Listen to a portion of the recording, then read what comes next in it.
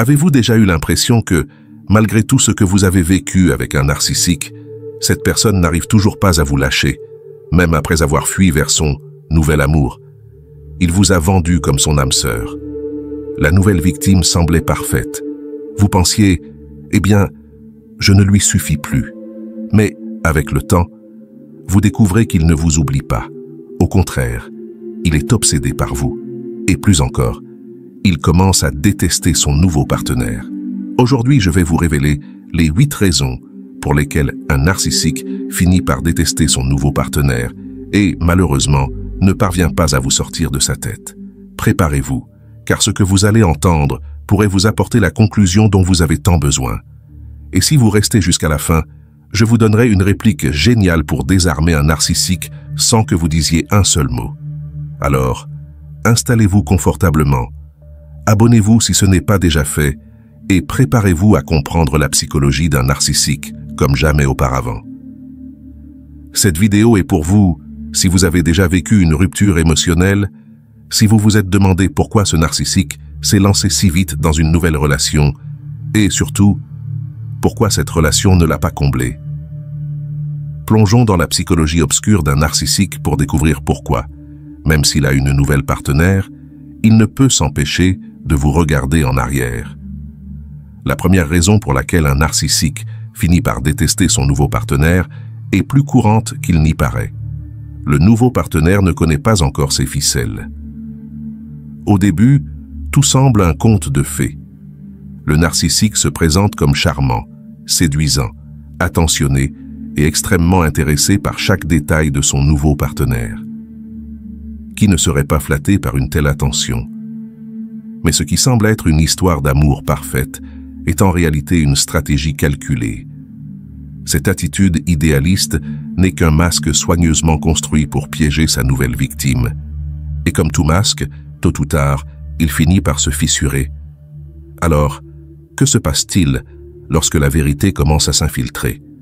Le nouveau partenaire, encore naïf, commence à détecter de petits signes avant-coureurs, des mensonges sans fondement, des sautes d'humeur inexpliquées, un besoin constant de validation et, surtout, une manipulation émotionnelle déguisée en inquiétude.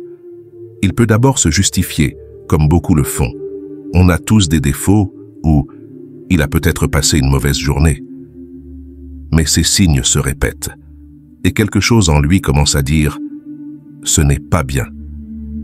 C'est alors que l'impensable se produit pour le narcissique. Le nouveau partenaire commence à résister.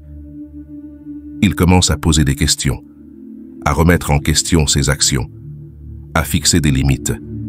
Et maintenant, le plus tordu des retournements de situation. Comment le narcissique réagit-il lorsque son nouveau jouet ne fonctionne plus comme prévu?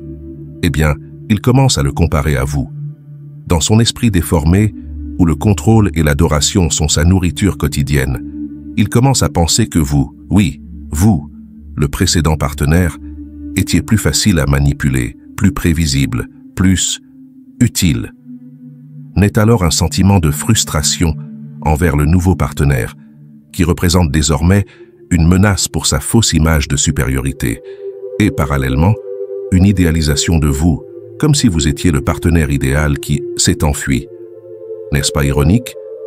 La personne même qui l'a détruite émotionnellement, il la considère désormais comme sa meilleure option. Mais ne vous y trompez pas, ce n'est pas de l'amour, c'est un pur besoin de contrôle. Le narcissique ne recherche pas l'amour au sens propre du terme. Ce qu'il recherche, c'est l'intensité. Il se nourrit d'émotions extrêmes, le drame qui fait que tout ressemble à un feuilleton, la passion qui frise l'obsession, les disputes qui dégénèrent en irrationnel et les réconciliations qui font des feux d'artifice. Ce cycle de chaos et de soulagement devient une addiction, tant pour le narcissique que, malheureusement, pour le partenaire qui tombe dans son piège. Cela vous rappelle quelque chose? Avez-vous déjà eu l'impression d'être coincé dans des montagnes russes émotionnelles sans savoir comment les arrêter? Si c'est le cas, vous étiez probablement la drogue émotionnelle du narcissique. Et maintenant, que se passe-t-il lorsque la nouvelle source entre en jeu? Au début, cela semble être une nouvelle occasion de répéter le cycle. Mais il découvre vite qu'avec ce nouveau partenaire, il manque quelque chose. L'étincelle n'est plus là. Fini les disputes intenses et les réconciliations explosives. Tout est plus stable, plus calme. Et si cela serait une bénédiction pour une relation saine, pour le narcissique, c'est un cauchemar. Comment réagissent-ils à ce calme? Ils s'ennuient. Le drame est leur carburant, et s'ils ne le comprennent pas, ils sentent que quelque chose ne va pas. Et que font-ils lorsqu'ils ne retrouvent pas cette intensité? Ils commencent à regarder en arrière. Ils vous comparent. Ils idéalisent ce qu'ils ont vécu avec vous, non pas parce que c'était de l'amour, mais parce que c'était une pure addiction. Et c'est là qu'intervient le piège émotionnel. Lorsque cette adrénaline s'estompe, lorsqu'ils ne ressentent plus cette charge émotionnelle constante, un vide apparaît qu'ils ne savent pas comment combler. Et parce qu'ils n'acceptent pas leur propre incapacité à créer des liens sains, ils accusent le nouveau partenaire. Il ne me comprend pas, il ne me défie pas, il est trop fade. Mais en réalité, ils se disent « Avec mon ex, j'ai ressenti quelque chose que je ne ressens plus maintenant. » Et que font-ils?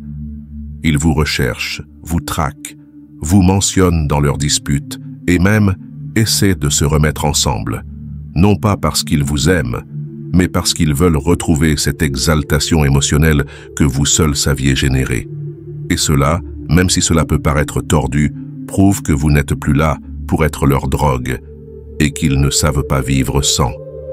Il y a une vérité dérangeante qu'on ne dit pas assez. Les narcissiques ne tombent pas amoureux de vraies personnes. Ils tombent amoureux d'un fantasme qu'ils se créent. Ils idéalisent leur nouveau partenaire comme s'il s'agissait d'un personnage de fiction. Quelqu'un de parfait, toujours disponible, sans défaut, sans passé, sans blessure, sans limite. Ils croient, ou veulent croire, que cette personne viendra combler tous leurs vides émotionnels, leurs défauts intérieurs, leurs insécurités les plus profondes.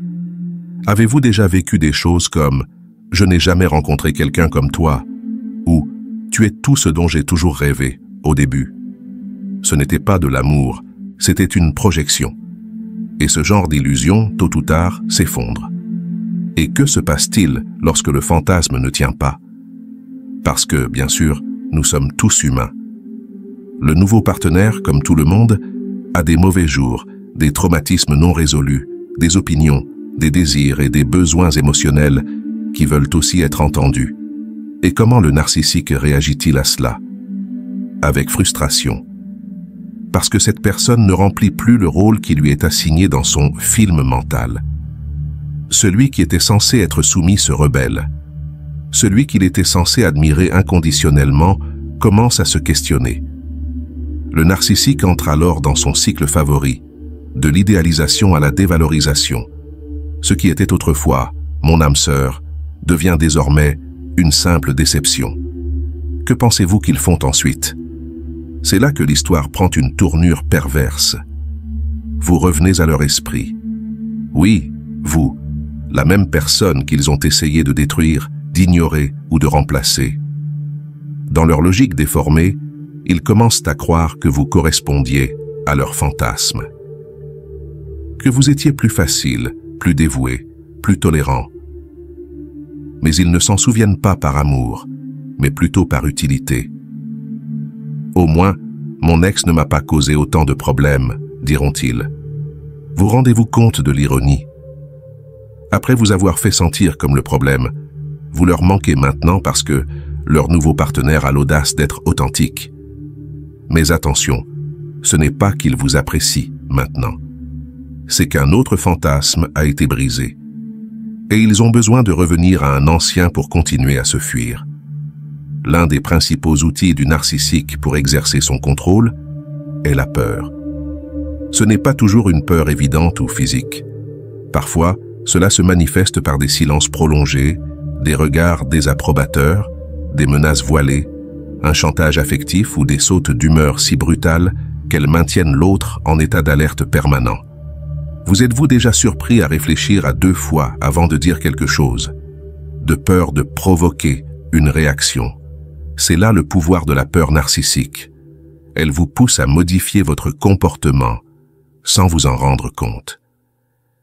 Mais que se passe-t-il lorsque le nouveau partenaire ne réagit pas par la peur? Que se passe-t-il lorsque, à la surprise du narcissique, ce nouveau partenaire ne bronche pas, ne cède pas, ne reste pas silencieux? Cette réaction inattendue le déstabilise. Car, bien que le narcissique se présente initialement comme charmant, dès qu'il sent qu'il perd le contrôle, il commence à utiliser sa ressource favorite, l'intimidation émotionnelle. Mais cette fois, ça ne marche pas. Peut-être que cette nouvelle personne a déjà vécu des relations toxiques et a appris à se défendre. Peut-être a-t-elle une meilleure estime de soi et reconnaît la manipulation dès le départ. Ou peut-être a-t-elle simplement des limites claires et n'est-elle pas prête à tolérer certaines dynamiques. Et comment le narcissique réagit-il à cela? Avec fureur. Car pour lui, chacun doit obéir à son propre scénario. Et lorsque quelqu'un brise ce scénario, cela devient une menace pour son pouvoir. Et de cette menace naît la frustration. Il ne peut plus contrôler. Il ne peut plus manipuler. Il ne peut plus instiller la peur. Alors il commence à projeter sa haine envers le nouveau partenaire pour son désobéissance et envers vous. Pourquoi envers vous? Parce que dans son esprit déformé, vous saviez comment agir. Mon ex ne m'a pas défié comme ça, pense-t-il. Mais ce n'est pas une forme de flatterie, c'est une forme de mépris enveloppée de désir. Vous rendez-vous compte de la contradiction? Il vous critiquait pour votre difficulté, mais maintenant, ils se souviennent de vous comme d'une personne plus maniable. Non pas parce qu'ils vous respectaient, mais parce que vous étiez plus utile à leur jeu de contrôle. Mais n'oubliez pas, si quelqu'un ne vous craint pas, ce n'est pas par froideur ou insensibilité. C'est parce qu'il connaît sa valeur. Et cela, pour le narcissique, est impardonnable. Ce point est l'un des plus crus et des moins visibles à l'œil nu. Au début, le narcissique idéalise cette nouvelle source comme la réponse ultime à son insatisfaction intérieure.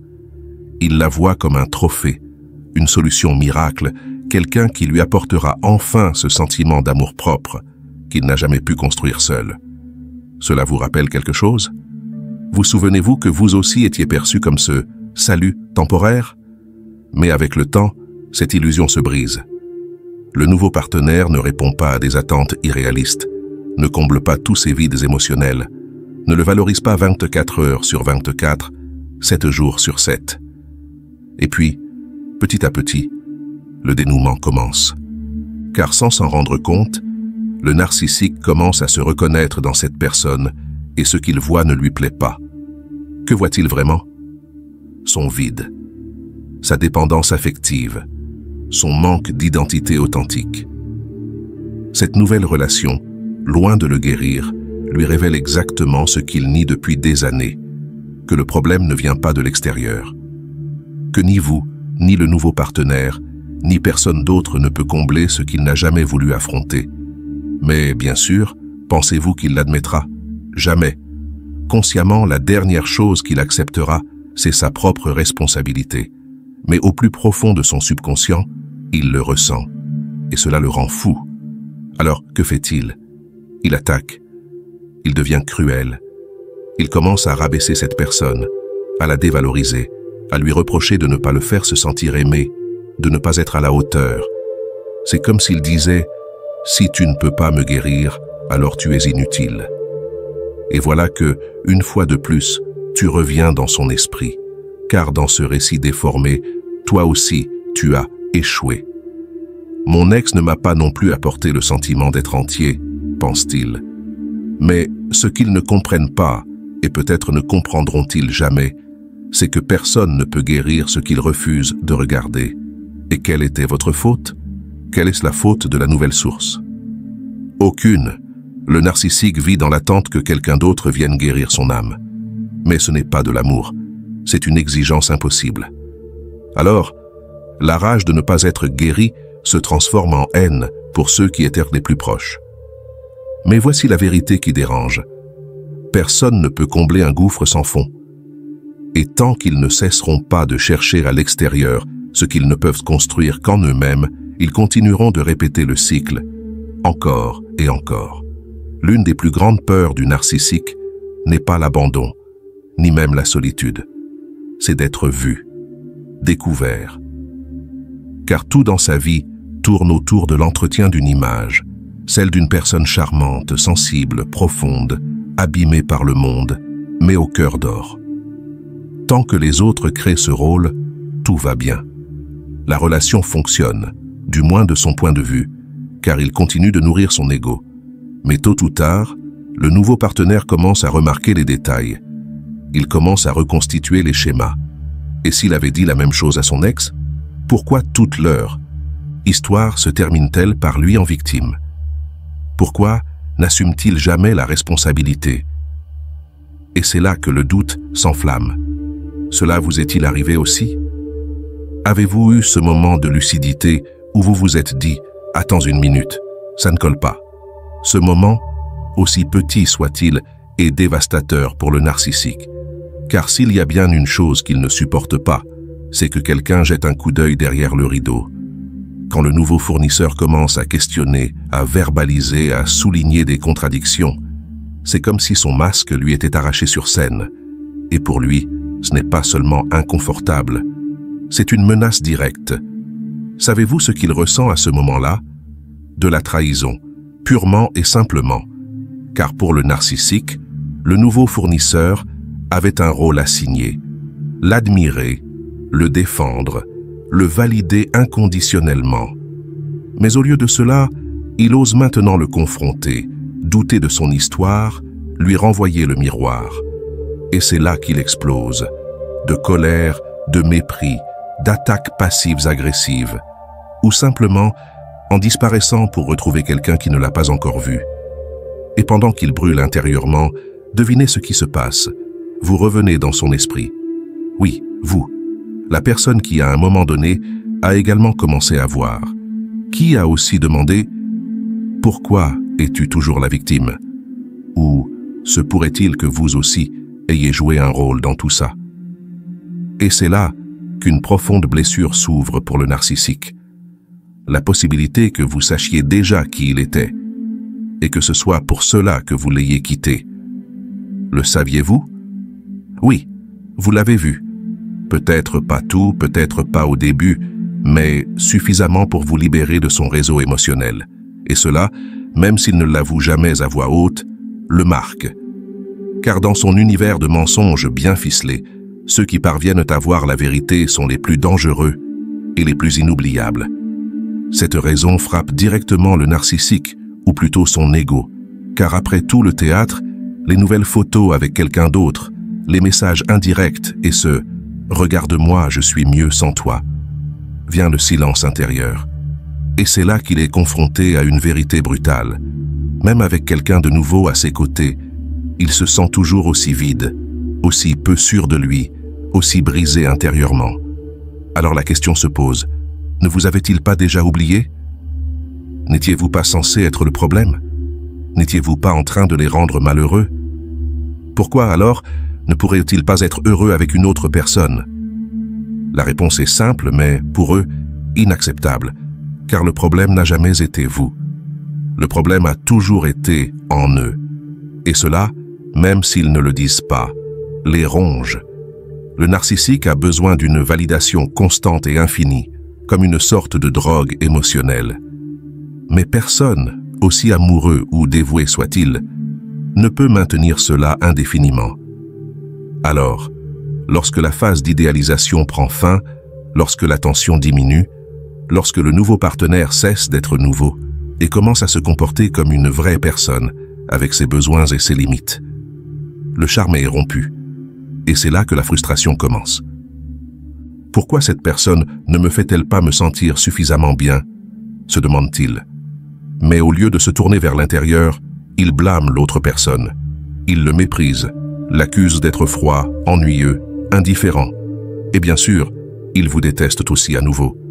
Parce que, selon leur récit, vous aussi, vous avez échoué à les combler.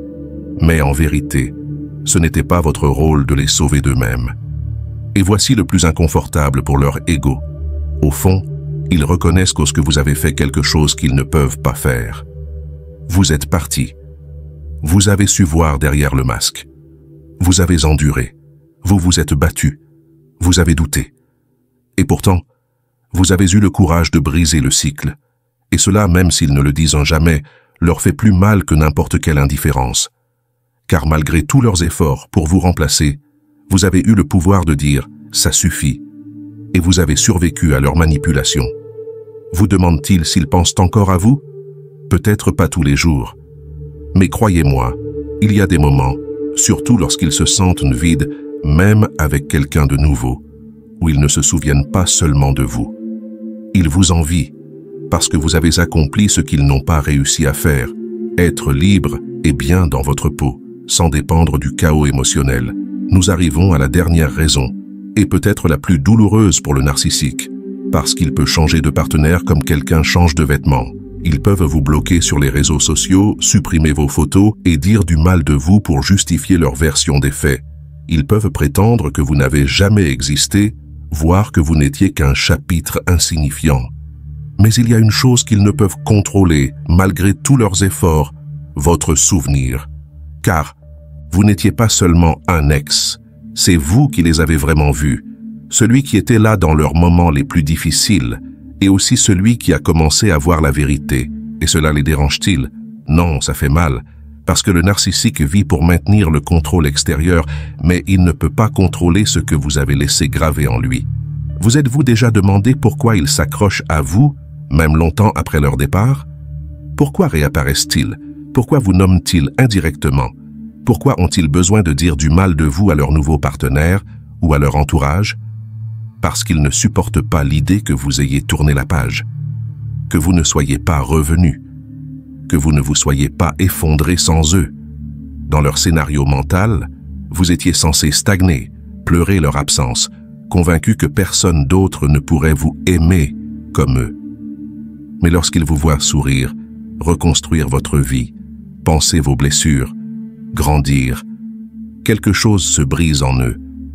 Et ce qui les dérange le plus, ce n'est pas votre bonheur. C'est qu'ils n'ont plus de pouvoir sur vous. Ils ne peuvent plus manipuler votre présent, et encore moins effacer l'impact de votre absence sur leur histoire. Et c'est là que survient la grande contradiction. Ils vous détestent, et en même temps, ils vous idéalisent. Ils vous accusent d'être le problème, et pourtant ils se souviennent de vous comme de la personne différente. Parce que, comparé à leur nouvelle source, c'est vous qui avez osé briser le cycle. C'est vous qui avez dit « ça suffit ». Et se souvenir cette force, cette liberté que vous représentez aujourd'hui, deviennent leur pire cauchemar. Et savez-vous pourquoi? Parce que, même si vous avez tiré des leçons de cette expérience, ils continuent sur leur lancée, tournant en rond. Au fond, ils savent qu'ils ont perdu quelque chose de précieux, mais ils ne l'admettront jamais.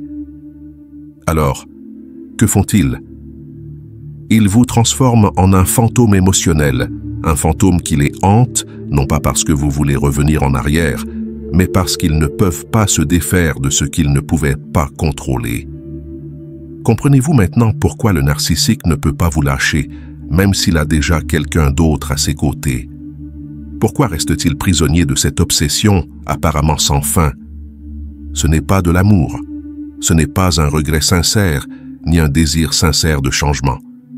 Ce qui motive véritablement le narcissique, c'est une profonde dépendance émotionnelle, un ego blessé qui a besoin d'être constamment nourri et, surtout, un besoin malsain de garder le contrôle sur quelqu'un qui, selon lui, devrait toujours être à sa merci. Vous êtes-vous déjà demandé pourquoi, malgré tout ce qu'ils ont traversé, ils continuent de regarder en arrière? La réponse est douloureuse, mais libératrice. Ils ne vous aiment pas. Ils ont besoin de vous pour entretenir leur illusion de pouvoir. Et même si le narcissique change de partenaire, l'histoire se répète sans cesse. Car le problème ne vient pas de la personne à ses côtés, ni de celle qu'il a laissée derrière lui. Le vrai problème est en lui. Savez-vous pourquoi? Parce que son vide n'est pas comblé par de nouvelles relations ou des manipulations temporaires. Le cycle continue parce que le narcissique ne sait pas comment briser ses propres schémas destructeurs. Mais vous, qui avez déjà échappé à ce cercle vicieux, possédez quelque chose que le narcissique ne pourra jamais posséder: la liberté de vivre sans chaîne, le pouvoir de guérison, de ne pas dépendre de quelqu'un qui vous a blessé, et la conscience de reconnaître votre propre valeur au-delà de ce qu'il a essayé de vous faire croire. Si vous vous êtes identifié à cette vidéo, je veux que vous vous rappeliez une chose fondamentale. Votre valeur ne réside pas dans le fait que le narcissique se souvienne de vous, vous manque ou vous recherche. Votre vraie valeur réside dans le fait que vous avez réussi à vous réveiller, à ouvrir les yeux et à commencer à construire votre vie dans l'amour-propre et le respect. N'est-ce pas ce que nous méritons tous? La liberté d'être qui nous sommes, sans peur, sans manipulation, sans l'ombre de quelqu'un qui n'a jamais vraiment voulu nous voir. Alors, aujourd'hui, plus que jamais, célébrez votre force, votre résilience et votre capacité à aller de l'avant, car c'est là le véritable triomphe.